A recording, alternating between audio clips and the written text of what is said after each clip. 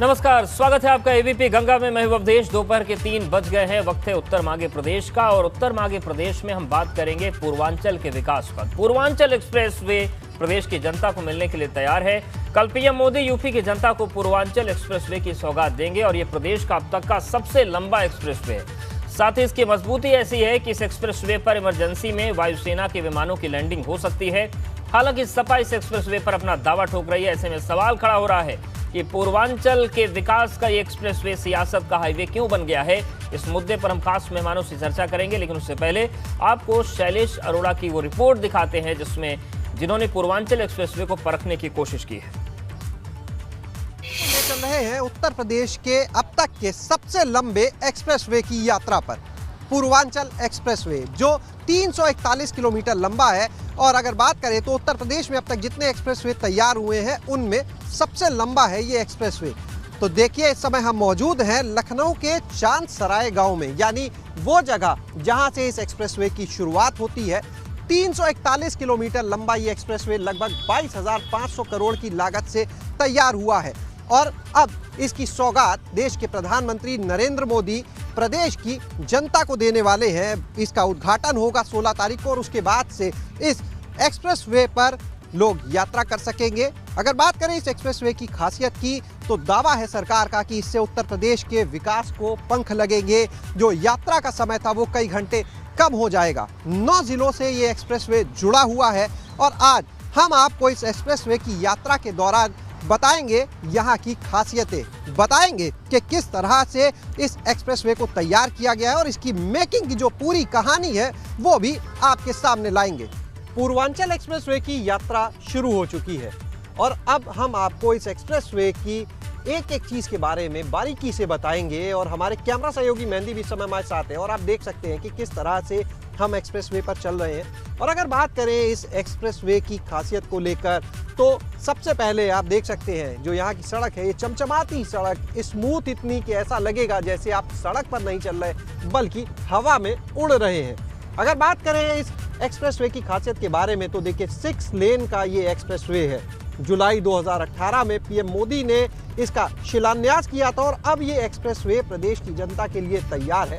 9 जनपदों को ये जोड़ता है, लखनऊ से शुरू होकर बाराबंकी, अमेठी और इस तरह से सभी जनपद होते हुए जो इसके क्षेत्र में आते हैं, ये गाजीपुर तक एक्सप्रेसवे जाएगा। आसपास का नज़ारा आप देख सकते हैं, ये गांव बसे हुए हैं, और जो योजना है वो ये भी कि इस एक्सप्रेसवे के माध्यम से न सिर्फ लोगों को जो दूरी है वो कम हो, उनका समय बचे, बल्कि जो आसपास के क्षेत्र हैं उनका भी विकास किया जाए।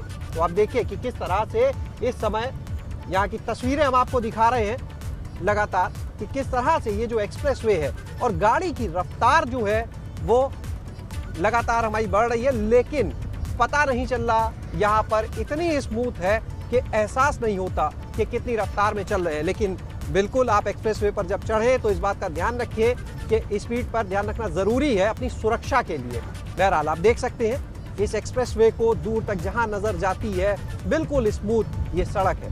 बाराबंकी में पूर्वांचल एक्सप्रेसवे पर इस समय हमारे साथ मौजूद हैं सपा के नेता गौतम रावत, जो आगामी चुनाव की भी तैयारी कर रहे हैं हैदरगढ़ से। उनसे बात करेंगे इस एक्सप्रेसवे को लेकर। गौतम जी, स्वागत है आपका। ये बताएं कि इस एक्सप्रेसवे को लेकर क्या कहेंगे। बहुत शानदार एक्सप्रेसवे देख रहे हैं। जी, बहुत शानदार एक्सप्रेसवे रहा है। ये हमारे राष्ट्रीय अध्यक्ष अखिलेश यादव की देन है। आज जो इस एक्सप्रेसवे पे हम लोग खड़े हैं, समाजवादी एक्सप्रेसवे इसका नाम दिया गया था, और सुना है कि अभी मोदी जी फिर वही काम दोहराने जा रहे हैं। भले ही तमाम खूबियां हुई इस एक्सप्रेसवे में, लेकिन समाजवादी पार्टी के जो नेता हैं उन्होंने कहा कि ये अखिलेश यादव यानी सपा का प्रोजेक्ट है, और आधे अधूरे प्रोजेक्ट के साथ ही इसका उद्घाटन किया जा रहा है, ऐसा उनका आरोप है। कैमरा सहयोगी राजू के साथ शैलेश अरोड़ा, एबीपी गंगा, बाराबंकी। और एबीपी गंगा संवाददाता नीतीश पांडे ने अम्बेडकर नगर से पूर्वांचल एक्सप्रेसवे पर सफर किया, और लोगों से बात करके जाना कि उन्हें पूर्वांचल के विकास के इस एक्सप्रेसवे से कितनी उम्मीदें हैं। इस वक्त हम पूर्वांचल एक्सप्रेसवे पर मौजूद हैं, और कहा जा रहा है कि पूर्वांचल के विकास की धुरी है ये एक्सप्रेसवे। और अब देखिए इस तरह के बोर्ड, 301 किलोमीटर का ये पूरा पूर्वांचल एक्सप्रेसवे है। 181.4 किलोमीटर तय किया जा चुका है, और इसके आगे अगर बात करें तो ये एक्सप्रेसवे आजमगढ़, मऊ और गाजीपुर तक जाएगा। तो एक्सप्रेसवे के सफर की हम चर्चा कर रहे हैं, और आप देखिए इस पर से कुछ वाहन जाते हुए भी और कुछ लोग यहाँ पर ये मोटरसाइकिल से चलने भी लगे हैं। तो कहाँ से आ रहे हैं सर आप? जी मैं आ रहा हूँ रतनपुर से।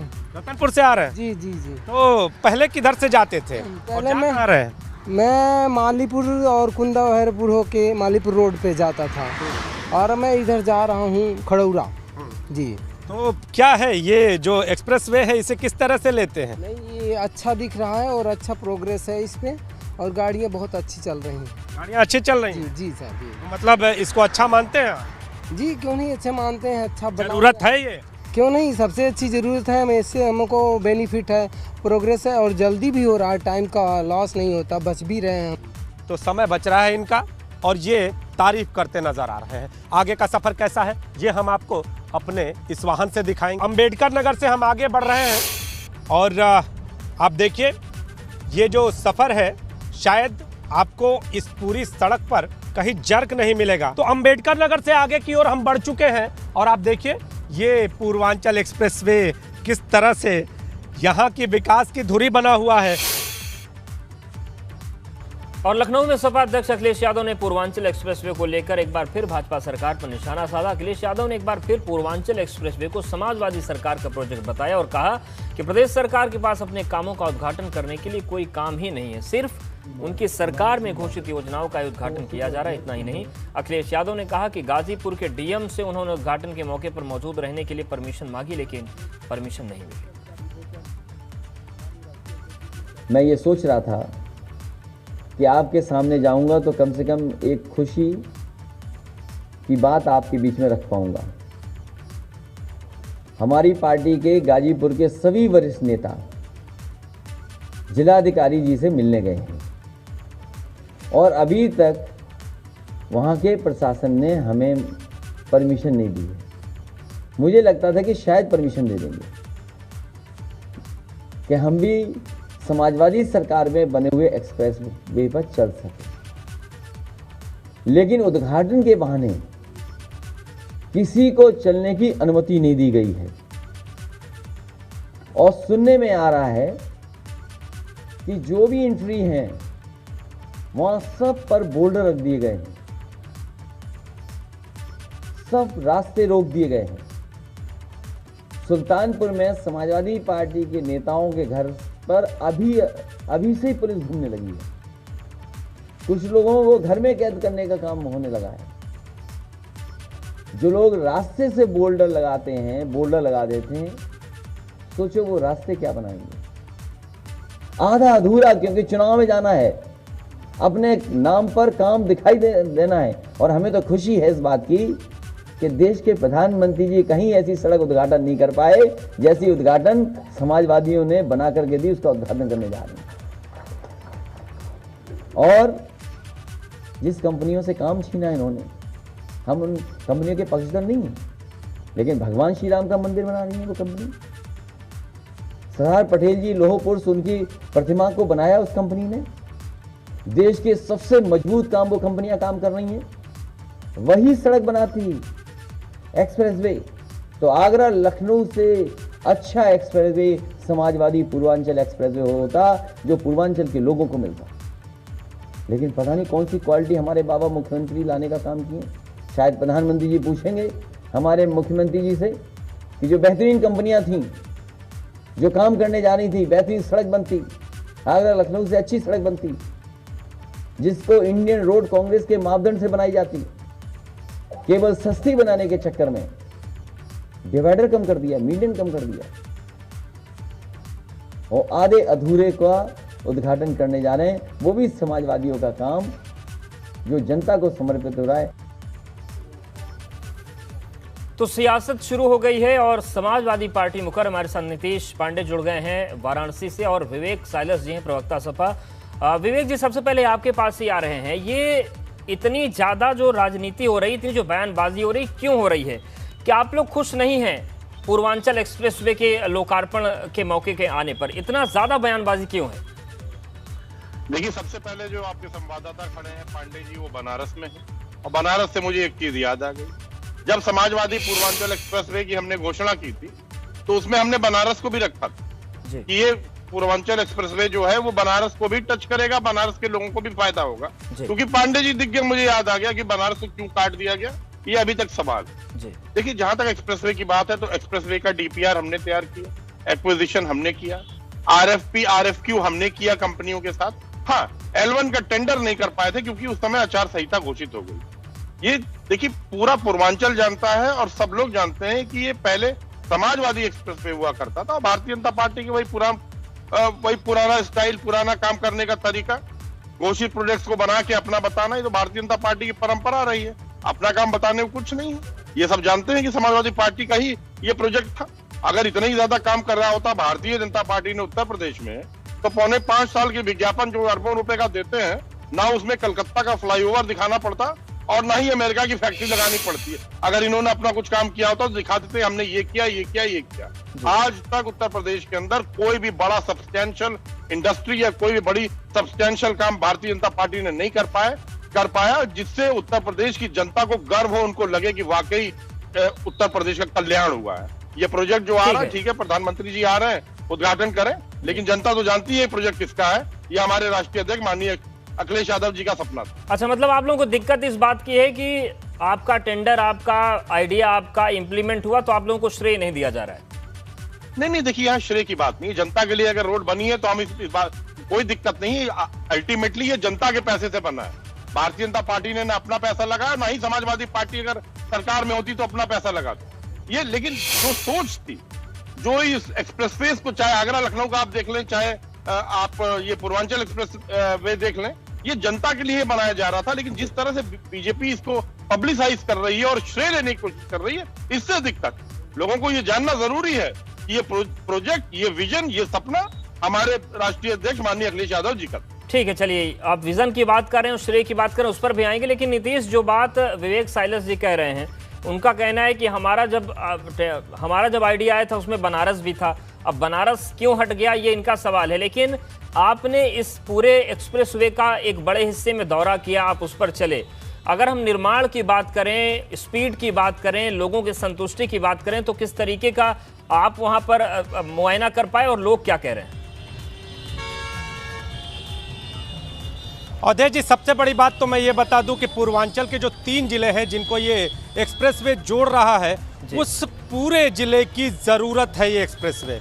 चाहे वो आजमगढ़ हो, मऊ हो या गाजीपुर हो, यहाँ पर अगर चिकित्सा व्यवस्था की बात कर लें, इसके साथ ही अगर शिक्षा व्यवस्था की बात कर लें, युवाओं को रोजगार के लिए और परीक्षा देने के लिए अगर बात कर लें, तो ये एक्सप्रेसवे उनके लिए ज़रूरी होता है। इतना ही नहीं, जिस तरह से किसान मंडियों के लिए परेशान होता था, आमतौर पे अगर आप मऊ में हैं और आजमगढ़ जाना चाहते हैं तो निश्चित तौर पे आपको थोड़ा समय तो खर्च करना पड़ता था। इसके साथ ही अगर कहीं मऊ से गाजीपुर जाना हो गया तो और समय खर्च करना पड़ता था। मैं बात मंडियों की कर रहा हूँ। किसानों के लिए ये एक्सप्रेसवे वरदान है। आपको बताऊं कि जितने किसानों से मेरी बातचीत हुई, वो सभी ये कहते नजर आए कि बहुत अच्छा है, अब हमें सुविधा मिलेगी। कुछ युवा भी हमें एक्सप्रेसवे पर दिखाई दिए, वो अपनी गाड़ी से जा रहे थे और जब उनके ये लगा कि हमसे उनसे बात करनी चाहिए तो वो वहाँ रुके और कहे कि ये एक्सप्रेसवे हमारे लिए वरदान है। इसलिए क्योंकि हमें जब परीक्षा देना होता था और जब लखनऊ जाना होता था तो हम वाराणसी जाते थे, वाराणसी से बस पकड़ते थे या फिर गाजीपुर आकर कोई जो दूर की जाने वाली बस है उसको पकड़ते थे। अब यहाँ से सफ़र आसान होगा और हम जाकर परीक्षा देकर वापस भी आ जाएंगे। शायद हो सके तो अपनी बाइक से ही चले जाएं। बिल्कुल, सुविधाओं की बात है और सियासी सवाल भी है। नीतीश हमारे साथ आप बने रहिए। विवेक जी, जो पूर्वांचल एक्सप्रेसवे पर जो भी राजनीतिक बयान आ रहे हैं, चाहे वो बीजेपी की तरफ से आए, चाहे सपा की वजह से आए, इस बात से इनकार नहीं किया जा सकता क्योंकि चूंकि चुनाव का मौका है, ऐसे में अपनी अपनी उपलब्धियां तो बतानी ही पड़ेगी ताकि जनता समझे कि कौन कितने विकास करवाया है किसने और किसका किसके साथ हित है। लेकिन जब समाजवादी पार्टी लगातार इस तरीके के बयान दे रही कि हमारा एक्सप्रेसवे है, ये हमारी सोच है, तो क्या हम इसका मतलब ये माने कि अगर ये श्रेय आपको मिलता तो जनता के बीच जाने में और जनता का समर्थन हासिल करने में ज्यादा आसानी होती, जो आपके हिस्से का फायदा बीजेपी ले सकती है? ये खतरा लगता है। देखिए, जैसा मैंने पहले भी कहा कि जनता तो जानती ही है कि ये विजन और ये सोच जो थी और जो प्रोजेक्ट था समाजवादी पार्टी की सरकार में था, आरएफपी आरएफक्यू हो चुका था, बस L1 का टेंडर रह गया था। और जिन कंपनियों ने किया था, चाहे वो L&T हो, चाहे एफकॉन हो, शाहपुर जी हो, एनसीसी हो या पीएनसी हो, जिन्होंने आगरा एक्सप्रेसवे बनाया था, ये इंडिया की टॉप कंपनीज हैं जो ये एक्सप्रेसवे को बना रही थी।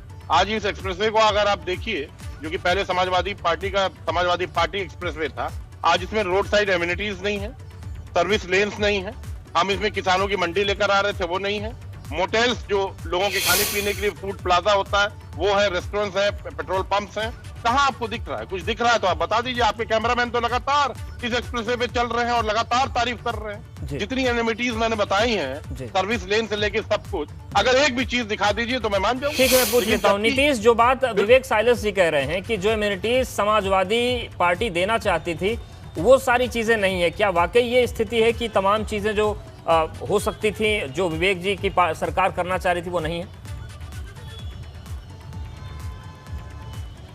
चुनाव नजदीक है अवधेश जी, और जैसा कि प्रवक्ता महोदय बता रहे हैं कि हमारे कैमरामैन जो चीज दिखा रहे हैं और रिपोर्टर जो चिल्ला रहे हैं, जो कह रहे हैं, वो तो कहेंगे ही, जो सच दिखेगा वो तो हम बताएंगे ही। और वही हमने बताया।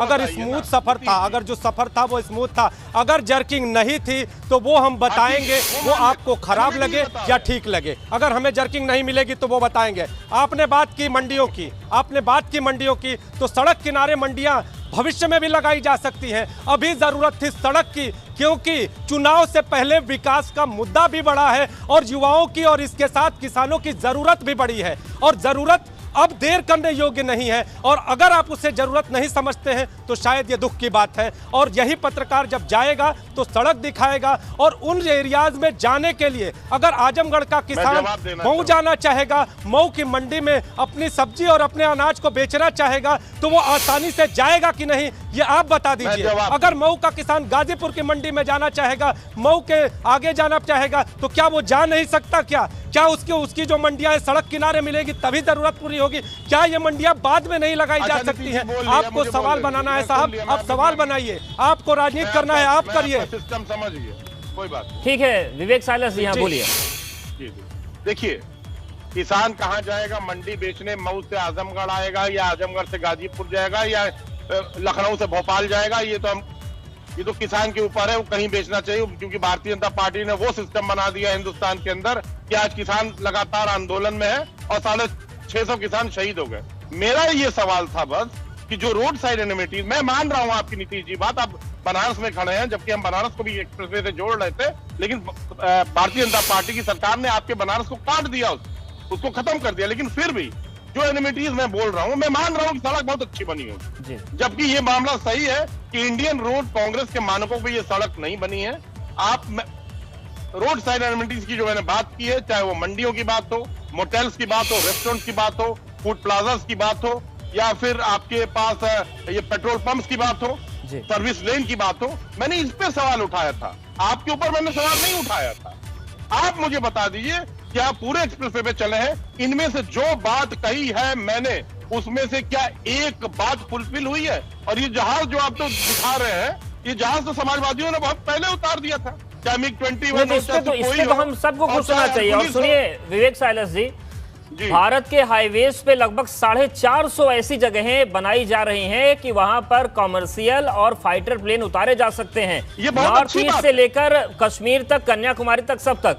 इस पर तो हम सबको खुश होना चाहिए। और रही बात, आप नीतीश से आपत्ति मत करिए, उन्होंने ये बस कहा कि जो हमें दिख रहा है वो हमने तारीफ की। अगर रोड स्मूथ है, स्पीड अच्छी है, तो उसकी तारीफ तो हम करेंगे। अब ना नीतीश को चुनाव लड़ना है, ना मुझे चुनाव लड़ना है, तो हम तो जो तस्वीर दिख रही है हम दिखा रहे हैं।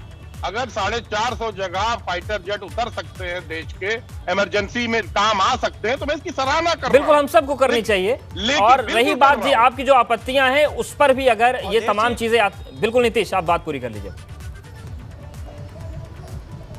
अवधेश जी, मैं इनसे भी जिक्र करना चाहूँगा, सपा शासन हमने भी देखा है। ऐसा नहीं है कि नहीं, इनका कहना है कि इनको विकास की जो तस्वीर दिखाई दे रही है वो शायद न हो। ये तारीफ तो कर ही चुके हैं कि भाई अगर सड़क स्मूथ है तो ठीक है, लेकिन जो चीज़ें बताई इन्होंने, इनके ही कुछ नेताओं से हमने रास्ते में चलते बातचीत भी की, उन्होंने कह दिया कि शौचालय है ही नहीं, लेकिन सड़क किनारे शौचालय हमें दिखे, पहली चीज़। दूसरी चीज़ इन्होंने कहा कि सड़क की क्वालिटी खराब है। सड़क की क्वालिटी इन्होंने नहीं कहा, इनके जो नेता रास्ते में हमसे चलते मिले थे उन्होंने ये चीज़ कहा, लेकिन सड़क की क्वालिटी भी ठीक मिली, जो कि अभी चीज़ें। लेकिन साहब ये बताइए कि जिस दौरान सपा का शासन था उस दौरान सड़कों की क्या हालत पूरे पूर्वांचल में बहुत ठीक ठाक थी क्या?